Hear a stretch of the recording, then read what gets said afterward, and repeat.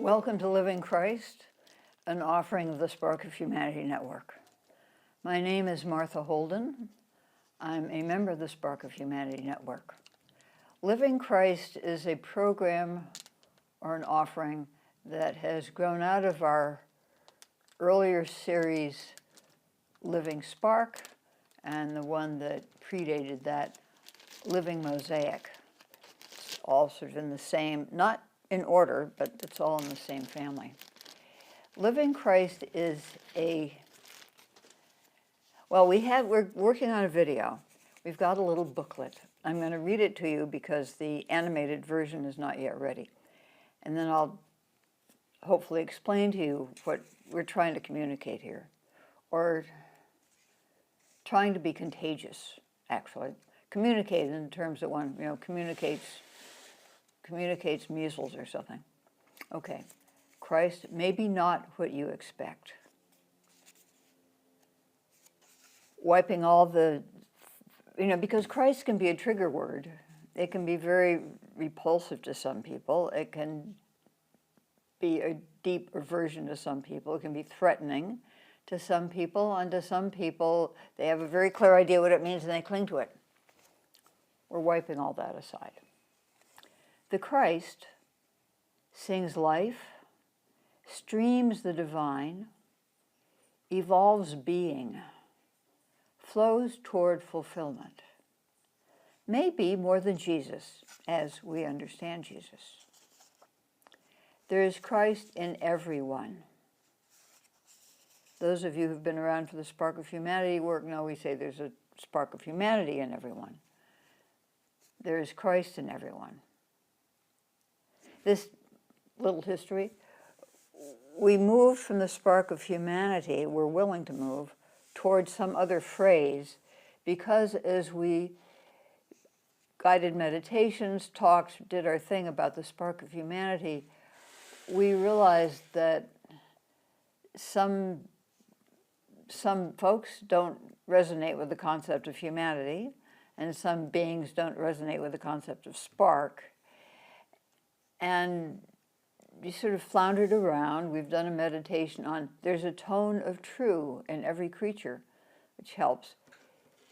But then it's sort of like there's something about the spark that we can connect with and affirm, and that is strengthened when we connect with it and affirm it, and that thus becomes possibly an agent, or we become agents of transformation as we connect with and affirm the spark in others.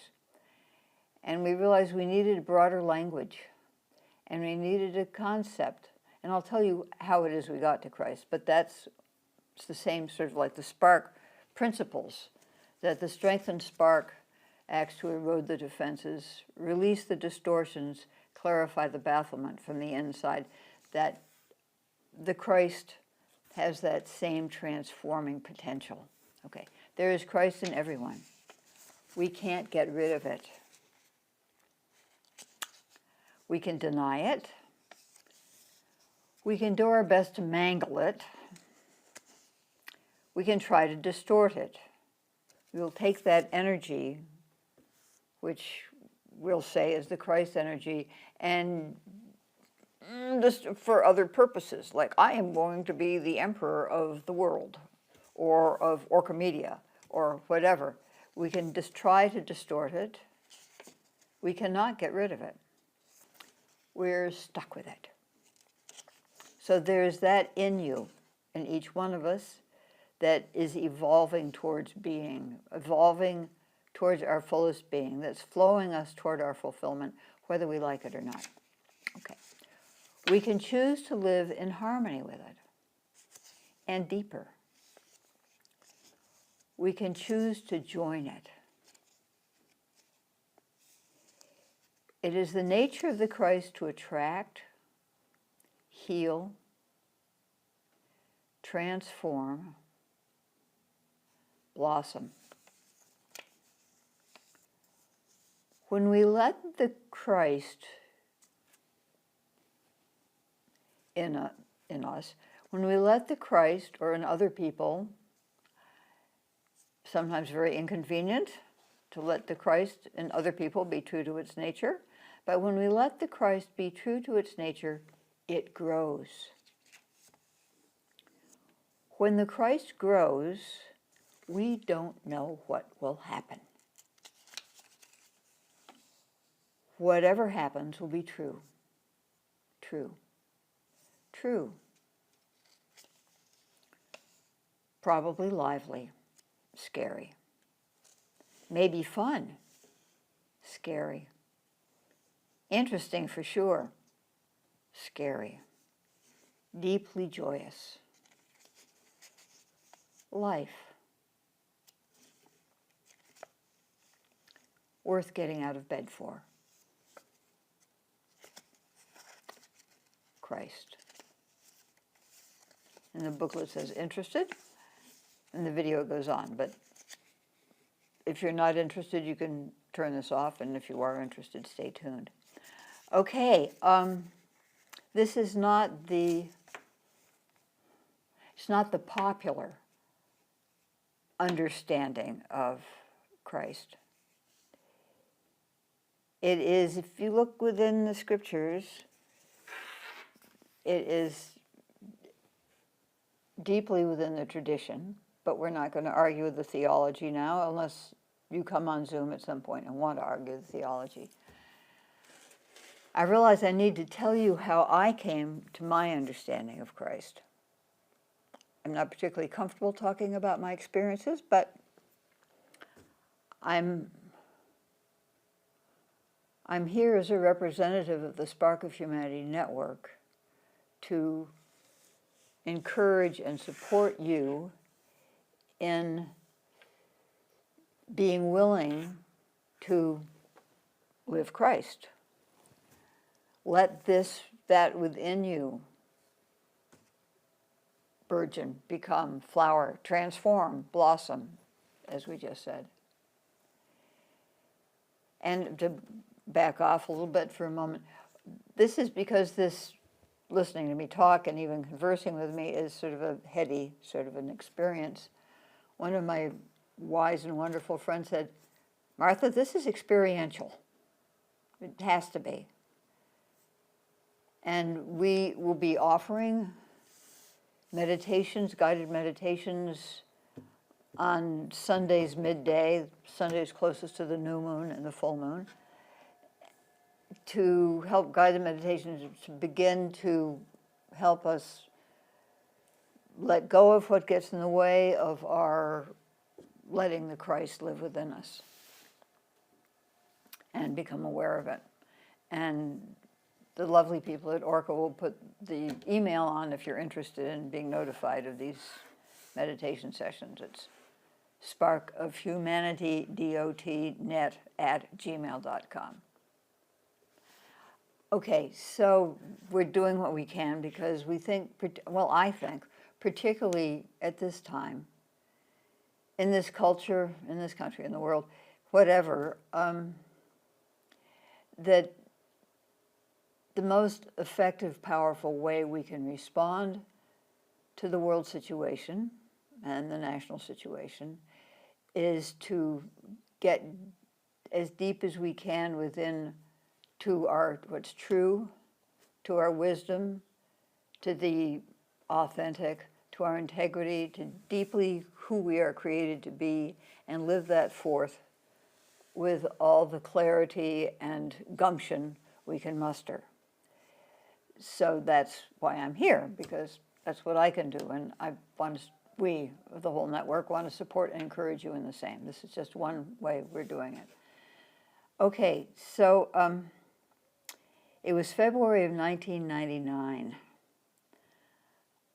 I was awakened one morning with this tug to go out to a certain grove on the edge of the woods where the Good Friday before, I just happened to pass through and hang out there for a while, and I thought I saw, I come from the Christian tradition, I admit it, but I'm not wound into it in some ways, in other ways I am. I sort of thought I saw something sort of shimmery between a couple of the trees. It sort of looked like somebody on the cross. And I thought, well, that's interesting. And so, but I didn't go there. Or maybe I went there again, nothing was there. So I thought, well, whatever. So anyway, this morning in February of 1999, something sort of like, put on your snowveralls, put on your boots, get on your snowshoes, go out with your dog into the woods, go to that same place. So I went to that same place and sort of leaned against, there was a tall pine tree that had been broken off in a storm, and I sort of leaning against the trunk and sort of hanging out, waiting for whatever. And I can be very patient at these times, and I have no expectations because I don't know, and I'm out there, and it's, it's beautiful. It's, it's winter. I'm outdoors. I'm on the snow with my dog, just resting there. And it was a reverberation. It was sort of like a voice, but a reverberation. It wasn't like, and down from the Mary the Christ. Okay. This was Christ, small caps Christ, like we see up there. Not capital C Christ, not Jesus, who I didn't like at that point, but Mary the Christ. I thought, what's that about? And then I saw something, I thought, Jesus Christ. And I saw something like a sheet of metal come down between the word Jesus and the word Christ. The word Christ kept on being in small caps, and Jesus was on that. Okay, we're not talking about Jesus Christ necessarily. We're talking about Christ. Since then, mulling it over, I thought, okay, I think the Christ is at the beginning of the booklet, streams the divine, flows towards fulfillment, all that stuff. I think of, and others do think of, this is just the words I put on it, that the Christ is an aspect, is a dynamic, is a function of the divine. Remember your algebra? It's a function of the divine. And it's, in a way, it's sort of like a stream coming out of the divine. And Jesus, blessed may he be, let that live in him and through him fully enough, completely enough, so he gets to carry the name Jesus, Christ. Christ is the Greek word for the Hebrew word Messiah. It's the anointed one. 2,500 years ago, it didn't have any baggage, but in the last 2,000 years, it's gained a lot of baggage. So what we're trying to do is sort of, as we're saying, we're trying to muck out the stable, get rid of the baggage, and let's take this concept of that which moves, which saves us, which draws us toward what we are meant to be, what we are made to be, become acquainted with that. So anyway, but I wasn't there at this point. I'm leaning with my back against the broken off pine tree, and sort of the whole experience is fading, and sort of like the Mary the Christ language is being like a banner being drawn up into heaven, and it's sort of like getting out into the sky, being drawn out of. I was sort of like, what's the Christ? Hey, don't go yet. I need to understand this. And in the big pine tree next to me, I felt something like surge up the pine tree. I have some familiarity with the work of Hildegard of Bingen, a 14th century German mystic, who was a composer, and she was wonderful. And she had the word viridissima, which is, I think of it, that which keeps the grass growing no matter how often we mow it. It's that upward thrusting, becoming who you are, being true to what you are. And I thought, oh, well, if that being true to what I am to being moved toward fulfillment, toward flowing toward fulfillment, to allowing that within me, which is inherent, me, you know, allowing that to do it. Okay, yeah, I mean, Mary, whatever that means. But I can get behind that. I can, you know, I can sign on to that. So that's how I came to the understanding of Christ. When we talk about living the Christ, the other members of the Spark of Humanity Network, they're welcome to come on and give their experiences. But that's mine, so that's sort of where I'm coming from, is that living Christ it's a pun, because we're so cute and good with words. One is that, you know, Christ is living, this capacity is living, therefore we're not going to get into Jesus is living. This capacity is living, and it wants to grow towards what it is. I mean, just like a tadpole wants to grow into a frog, like a seedling wants to grow into a pine tree. It's living, so it pushes wherever it is. It's pressing forward toward the fullness of life, fullness of its life. So, you know, that capacity is within each one of us, pressing us, and I suspect we have always experienced that. Every one of us has experienced that. Maybe by the time we were 1.5 or 2 or 3, our situation sort of repressed that. Don't do that. You know, you get hit, beat, whatever, put in the corner, blocked in the closet. If you do that, do not become that which you are made to be, because it's not convenient for everybody else. True. I mean, we've all known young people whose ways of life are not convenient to us. At least I have. I'm sure I think probably we all have. But that capacity, that truth, that Christ is still there. It may have been mangled, it may have been distorted, it may have been denied, and it's still there. And it's still alive. It's still living. And it still wants to grow. It still wants to press towards its fulfillment, which means your fulfillment. Which means if we all do it, you know, the saving of our biosystem and all the rest of it, all the good stuff, if we're all doing that. So that's one meaning of living Christ. It's living, it wants to come to fullness.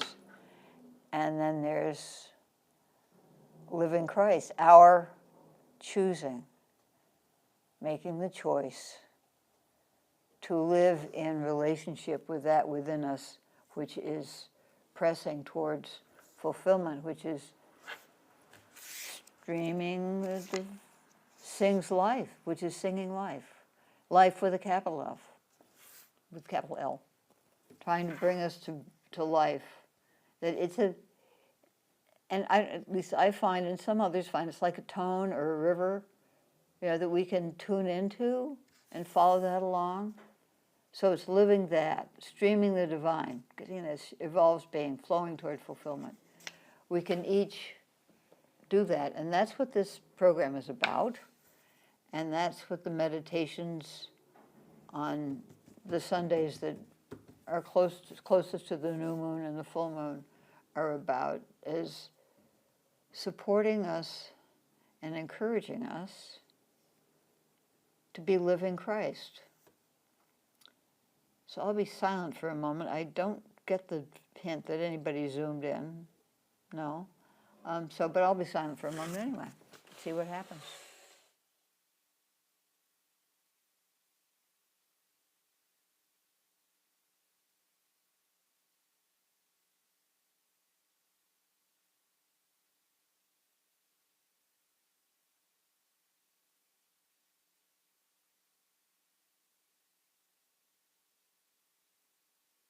If you have comments or questions and you missed zooming in or calling in, you can send them to the the email address, and they will eventually go through the channels and get conveyed to me, who is the one of the network who can be here and respond to them on the air, or if required by email or whatever.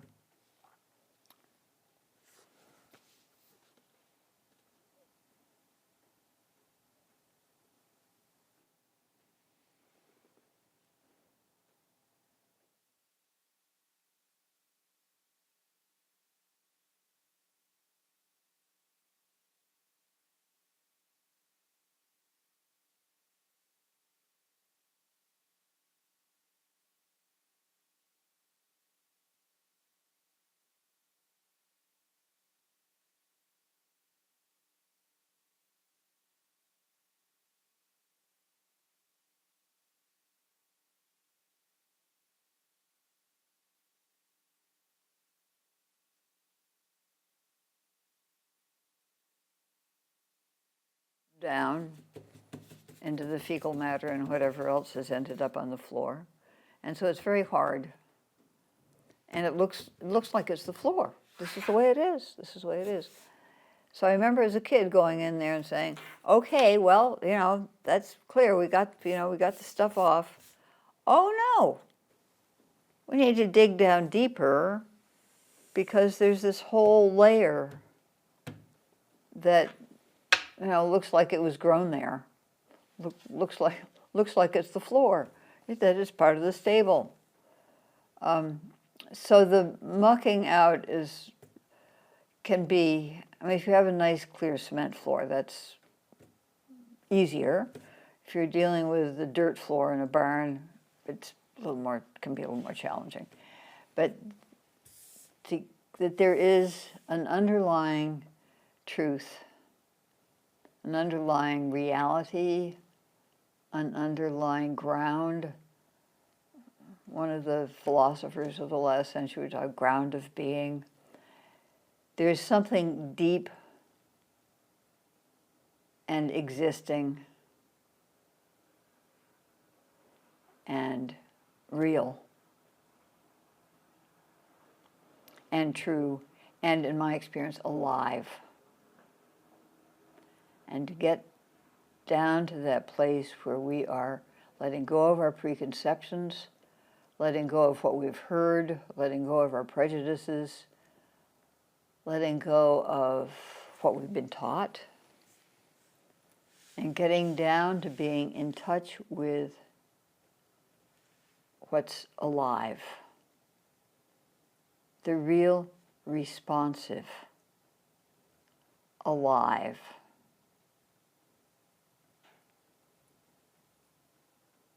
I can call it Christ, the Christ. Capital C Christ is another thing. It's Jesus, but some people have high aversion to that. Anything that seems like Christianity, organized religion, let me out. But we're just using that word because it applies, because some of us have that experience of that's not bound up and fettered by the Christian tradition. It can find strength within that tradition, if you look at it clearly, or we think it's clearly. Anyway, but it's getting down to what's real, what's true, what's alive, and letting that live in us and through us, and choosing to live in harmony with that, and choosing to the best of our ability to join that. Thank you for joining us, and hope you come back. We'll be here every couple weeks, thanks to Orca Media. Blessings.